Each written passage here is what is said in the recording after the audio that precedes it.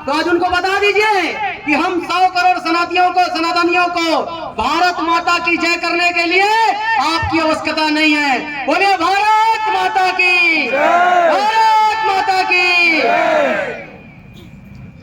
यह वक्त बहुत ही नाजुक है, रखना हम भीतर देश बचाएंगे, तुम नमक निभाना सरहद पर, हम अपना फर्ज निभाएंगे।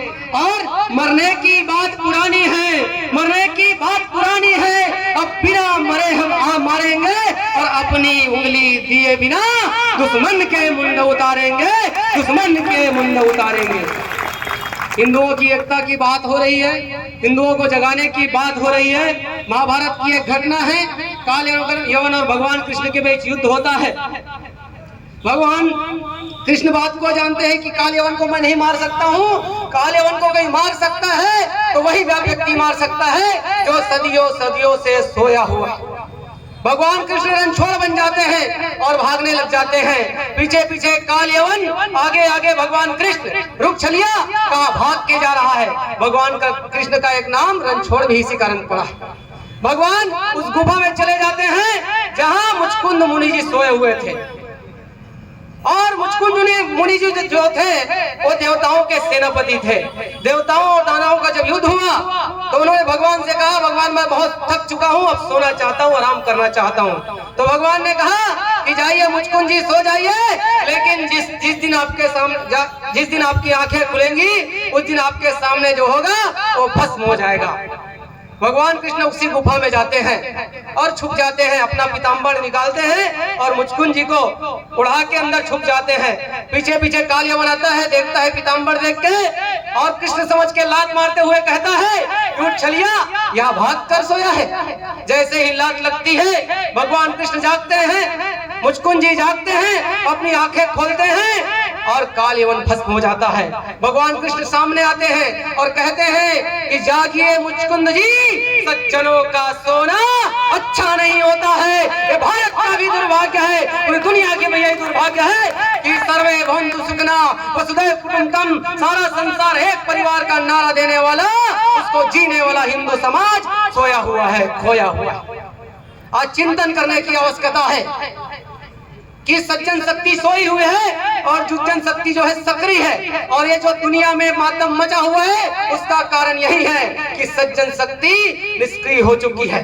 हम भूल गए हैं कि हम कौन थे, क्या हो गए हैं। ये राम की संतान है, गोविंद की संतान है, हाथ में माला भी है, खंडा भी है, रूह में नानक भी है, बंदा भी है। हमने लंका जीत ली फिर छोड़ दी, हमने लंका जीत ली फिर छोड़ दी। स्वर्ग से प्यारी है मिट्टी देश की, कोई सेल्यूकस हमें कुछ रह गया, सिख बड़े हम बड़े बलवान है। राम की संतान है, गोविंद की संतान है, हाथ में माला भी है, खंडा भी है, रूह में नानक भी है, बंदा भी है। कह रही है कब्र गौरी की सदा, कह रही है कब्र गौरी की सदा, शब्द से छोड़ा हुआ एक बाण है। राम की संतान है, गोविंद की संतान है, हाथ में माला भी है, खंडा भी है, रूह में नानक भी है, बंदा भी है। अरे हम क्या थे और क्या हो गए हैं।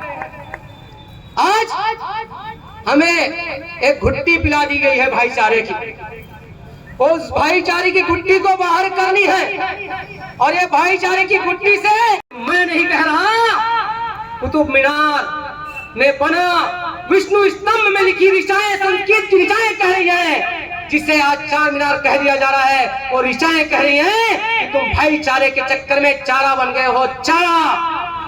और राम मंदिर की, कृष्ण जन्मभूमि की, काशी विश्वनाथ की और ज्ञानवापी मस्जिद की जो दीवारों पर ऋचाएं लिखी हैं, माता शक्ति की जो शिलाएं बनी हैं, वो चीख चीख कर कह रही हैं कि तुम भाईचारे के चक्कर में चारा बन गए हो, चारा। तुम सो गए हो, तुम खो गए हो। भगवान राम भाईचारा कहाँ है? भाईचारा यदि होता तो आज हमारी माता, गौ माताएं कत्ल खानों में नहीं कटती। यदि भाईचारा होता तो हमें भगवान राम के मंदिर के लिए 500 साल का संघर्ष नहीं करना पड़ता और कोर्ट की जरूरत नहीं पड़ती। ये हमारे तथाकथित जो भाई हैं वो कहते, भाइयों ये मंदिर आपका, इसको ले लीजिए। लेकिन ऐसा कहने वाला कोई नहीं है। भगवान राम चिल्लाते रहे कि 12x12 के टाट पर बैठा, फटे तंबू पर बैठा, तुम्हारी कायरता का प्रमाण हूँ और मैं कोई नहीं हिंदू, तुम्हारा मर्यादा पुरुषोत्तम राम हूँ, तुम्हारा मर्यादा पुरुषोत्तम राम हूँ। और मैं कोई नहीं हिंदू, पत्थर की शिला को हिल्ला बनाने वाला, सबरी के जूठे पैर खाने वाला, वनवासी गिरिवासियों को गले लगाने वाला और रावण जैसे आतताई का वध करने वाला तुम्हारा राम हूं। फिर भी हम निद्र से नहीं जागे। 500 साल के बाद भगवान राम का मंदिर मिला। आज 57 देश है, इस्लामिक कंट्री है, 150 से ज्यादा देश ईसाइयों के हैं।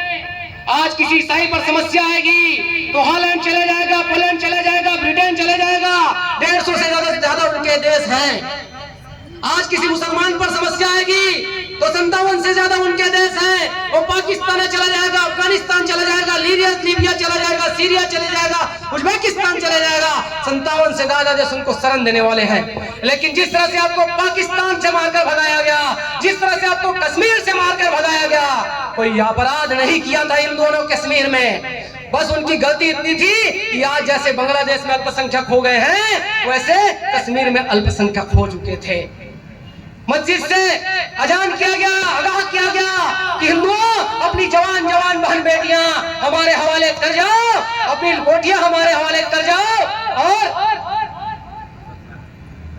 और कश्मीर छोड़कर चले जाओ। और जब हिंदू घर से नहीं निकले तो उनके जवान बहन बेटियों को चौक पर लाकर नंगा किया गया, उनके साथ बलात्कार किया गया, नवजात शिशुओं की तलवार के नोक पर उछाल कर मारा गया और हिंदू को, कश्मीर को हिंदू विहीन कर दिया गया। आप सोचिए, जैसी स्थिति पाकिस्तान में आई, जैसी स्थिति बांग्लादेश में आई, जैसी स्थिति कश्मीर में आई, ऐसी स्थिति आज से 20 साल 30 साल बाद जब भारत में आएगी तो आप कहां जाएंगे? आपको तो शरण देने वाला कोई देश नहीं है। उस समय आपको या तो धर्मांतरण करना पड़ेगा, इस्लाम स्वीकार करना पड़ेगा, या हिंद महासागर में डूब के मरना पड़ेगा। मित्रों, हिंद महासागर में डूब के मरना पड़ेगा। हम सर्वे बंधु सुखना का संदेश देने वाले और उसको जीने वाले। कुछ लोग कहते हैं कि बपतिस्मा पढ़कर स्वर्ग चाहिए, स्वर्ग मिल जाएगा। कुछ लोग कहते हैं कि शरीर में बम लगा लो और उड़ा लो और लोगों को उड़ा दो, जन्नत मिल जाएगी और जन्नत में 72 हूरें मिल जाएगी। हमको स्वर्ग ऊपर नहीं बनाना है, हमको स्वर्ग नीचे बनाना है। और सर दुनिया को स्वर्ग बनाने की कोई कल्पना करता है तो हिंदू समाज करता है। आज भाई हिंदू समाज आज इस पीड़ा से गुजर रहा है। इतना बड़ा आंदोलन हम सबको करना पड़ रहा है। हम सरकार से मांग करते हैं, वैश्विक शक्तियों से मांग करते हैं कि बांग्लादेश में हस्तक्षेप करें और जो वहाँ हिंदू मारे जा रहे हैं, काटे जा रहे हैं, उनको सुरक्षित बाहर निकालें। समय कम है और आवेश में आकर थोड़ा लंबा समय हो गया, इसके लिए क्षमा चाहता हूँ। और एक अंतिम बात कहता हूँ, यहाँ जात पात की बड़ी बात हो रही थी तो इतना ही आग्रह करूंगा कि है एक निवेदन रघुवर से मुझ पर यह कृपा सौगात मिले, है एक निवेदन रघुवर से मुझ पर यह कृपा सौगात मिले, जब भी जन्म धरा पर हो मुझको बस भारत मात मिले। मन में जगदम्ब की शक्ति हो, मन में जगदम्ब की शक्ति हो, सिर पे शंभू का हाथ मिले और यह तन हिंदू का निर्मित हो, चाहे कोई भी जात मिले, चाहे कोई भी जात मिले।